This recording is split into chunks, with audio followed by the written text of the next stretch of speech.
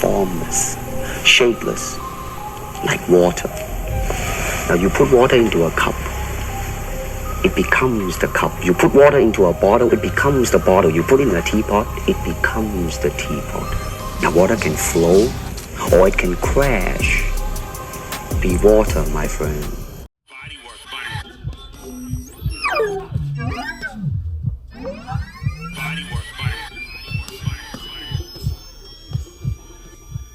Welcome to Bodywork.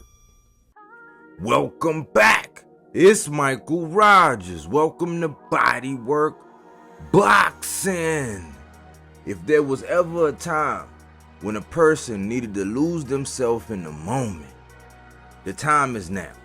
Well, not actually now, but on April the 12th, when Eimantas Stanionis takes on Jaron Boots Ennis for a unification. Right? The Ring magazine is on the line. And I've had a lot of time to analyze this fight I've been waiting for, because in boxing, man, we get good fights, we get big fights, but very seldom do we get meaningful fights. And it's meaningful. What does it mean to Boots? It means everything. It means legacy. It means legitimacy. It means I have arrived, because a lot of people be trying to knock Boots for getting emailed the belt when Terrence Crawford moved up and Earl Spence and them cleared out the division, and how he got his belt, along with how Stanionis wound up getting his belt. So it means legacy. It means stamping himself among the greats who's been able to unify, right? Well, it means a little bit more for Eimantas Stanionis, right? I was listening to his story and some of his background, and being raised by a single parent mother and going out in the streets of Lithuania and fighting, traveling over, living in Boots' backyard, yes, in Philly, you know, making his name out there in the gyms, sparring in Vegas, even Blair the Flair, a guy who recently upset the apple cart and beat the great Adrian Broner,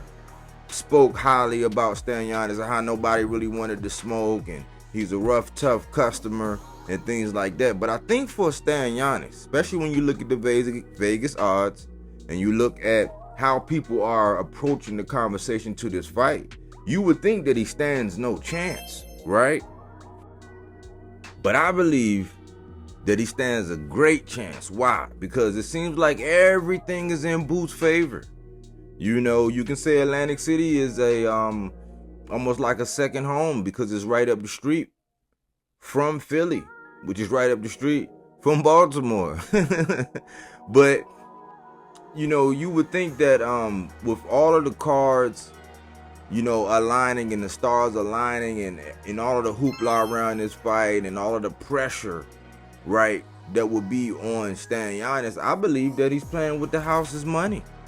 I believe that sometimes, man, when the big bright lights come on and it's your time to shine, we see it happen in football all the time, when all you need is the kicker to put that oblong ball right between those goals.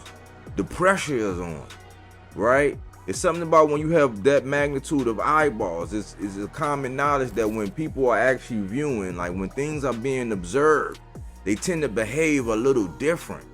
So can the lights be too bright for Boots, right?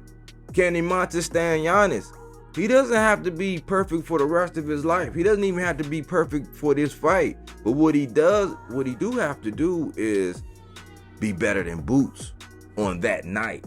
And I think that a lot of the gamesmanship, a lot of the things that's going on in this fight will come down to the mind, the IQ. I think that Stanionis is humble enough, and I think that he approaches the game, you know, in a very simple, practical way. Much like your everyday guy who just knows that he has a tall task ahead of him, and it's 1 hour at a time, one step at a time. We both have 2 arms. We both have 2 legs. We all make mistakes. And that's just my little play on some of the shoulder content that was captured, you know, in the promotion of this fight when they were going back and forth, you know, and they were talking to each other. And I think that much of this fight is going to come down to the mind more than the physical. Yes, there are things like no rehydration clause. Yes, there are factors with a 8-inch reach deficit, a 2-inch height deficit, but I think it's going to come down to a battle of minds. Who can capitalize on the other's mistakes? Who can stick to a strategic game plan, right? Will Boots get overconfident? Will Stanionis crack under the pressure of the big bright lights? All of these things are going to come into play, and I think that it kind of caters to Eimantas Stanionis because he's playing with the house's money. Nobody's expecting nothing. Nobody's really even expecting, everybody's saying Boots going to stop him in this. Some people say it's a 50-50 fight. Some people say that Stanionis has a puncher's chance. I think it's more than that. I'd be surprised if there is a stoppage in this fight, but I think that part of the success that Eimantas Stanionis has is to be able to maintain a strategic game plan, to be able to stick to a script, right? I think that caters to his style, that rough, rugged, chipping away, capitalize on, loading up to the body, putting water in the basement, things like that. I would love to get your thoughts and your comments on this fight, right? Put it in my comment section. Talk to me, I'll talk back. And I look forward to this weekend when this fight takes place. Anyways, thanks for choosing Bodywork Boxing. Well, we don't take things for face value. We do that body work.